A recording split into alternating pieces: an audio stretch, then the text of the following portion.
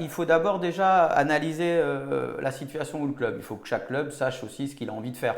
C'est la première des choses. Je veux dire, quand moi j'étais président de club, notre but, il n'a jamais été de monter en national, en pro. Il a toujours été de la formation des jeunes et les amener au plus haut niveau dans la mesure du possible et sans mettre le club en péril. Pour moi, c'est assez simple. Je veux dire, ça se fera dans la masse. C'est-à-dire qu'aujourd'hui, dans le cadre en tout cas de développement, par exemple, avec des jeunes, vous avez les parents. On est, je pense, très mauvais dans ce dialogue-là. Enfin, ça dépend des clubs, hein. Moi, je parle maintenant pour le mien et certains que je connais. Souvent, on accueille les parents, on accueille le gamin, il fait du ping-pong, on l'entraîne, voilà, on lui rend et terminé. Mais on ne parle pas aux parents. Et je pense que c'est là qu'il y a beaucoup de choses à faire. Parce que je veux dire, même si eux vont peut-être pas rentrer dans le club, mais aussi, et aussi une chose, dire la vérité aux gens.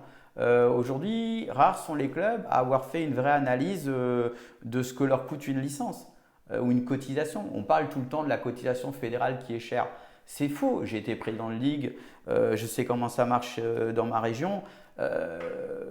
Messieurs, dames, n'oublions pas, les ligues et les départements, tout le monde, vous payez une quote-part à tout le monde. Mais vous payez une cotisation à un club.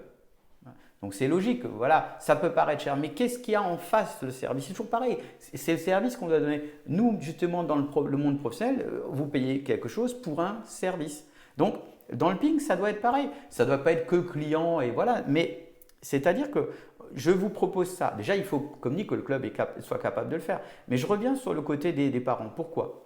Vous déposez votre enfant, voilà, ben à ce moment-là, il faudrait qu'il y ait quelqu'un qui, ça peut être un bénévole, hein, qui puisse juste faire le dialogue avec les parents. La mutualisation, on en parle tout le temps, mais c'est pareil, la mutualisation, elle fonctionne dès lors où vous êtes tous transparents.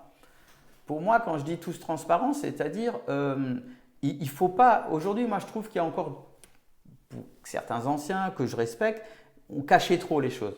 C'est-à-dire qu'il ne faut surtout pas que le voisin il prenne la bonne idée que moi j'ai dans mon coin. Et c'est là où je trouve qu'on n'est pas bon. Je veux dire, il faut arrêter de dire ça c'est maintenant Paris, ça c'est la Bretagne, ça c'est le Grand Est, ça c'est l'Occitanie. Moi je fais ça mieux que les autres. Non, il faut pas. Il faut déjà sortir de ce rôle de compétition entre les plus ou moins ligues et départements. Parce que qu'on le veuille ou non, elle existe indirectement. Mais je ne vois pas où est l'intérêt. L'intérêt, il est effectivement, la mutualisation, c'est d'être transparent. C'est de dire qu'est-ce qui est bien chez moi, est-ce que ça peut te servir. Ça a été dit lors des états généraux, ça a été ressorti plusieurs fois.